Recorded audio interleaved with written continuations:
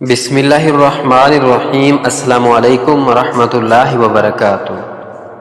ناظرین گرامی، نماز جمعہ کے بعد یہ عمل کریں اور اللہ کی حفاظت میں آ جائیں۔ وہ عمل کیا ہے آئیے ہم آپ کو بتاتے ہیں۔ حضرت اسماء بنت ابی بکر رضی اللہ تعالی عنہا سے منقول ہے کہ جمعہ کے روز جب امام سلام پھیرے اسی وقت سورہ فاتحہ، سورہ اخلاص، سورہ فلق اور سورہ ناس 7 مرتبہ پڑھ لیں تو اللہ تعالیٰ اس شخص کے دین، دنیا اور اہل و عیال اور اولاد کو ہر بلا سے آئندہ جمعہ تک محفوظ رکھیں گے۔ تو ناظرین گرامی، یہ سب جمعہ کی فضیلت کی وجہ سے ہے۔ جمعہ کے دن ایک نیک عمل کا ثواب 70 گنا ہے، اسی طرح جمعہ کے دن کا عذاب بھی 70 گنا ہے۔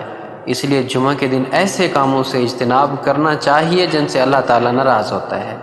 جمعہ کی فضیلت کی اہمیت کے ساتھ اللہ تعالیٰ نے قرآن پاک میں ایک پوری سورت سورہ جمعہ نازل فرمائی ہے۔ جمعہ کے دن کی بہت سی فضیلتیں ہیں، ان میں ایک فضیلت جو مسجد میں جلدی جاتے ہیں۔ حضور اکرم صلی اللہ علیہ وآلہ وسلم نے ارشاد فرمایا کہ جو شخص جمعہ کے دن جنابت کے غسل کی طرح اہتمام کے ساتھ غسل کرتا ہے پھر پہلی فرصت میں مسجد جاتا ہے تو گویا اس نے اللہ کی خوشنودی کے لیے اونٹنی قربان کی۔ جو دوسری فرصت میں جاتا ہے گویا اس نے گائے قربان کی، جو تیسری فرصت میں جاتا ہے گویا اس نے مینڈھا قربان کیا، اور جو چوتھی فرصت میں جاتا ہے گویا اس نے مرغی قربان کی، جو 5ویں فرصت میں جاتا ہے گویا اس نے انڈے سے اللہ کی خوشنودی حاصل کی۔ پھر جب امام خطبے کے لیے نکل آتا ہے تو فرشتے خطبے میں شریک ہو کر خطبہ سننے لگ جاتے ہیں۔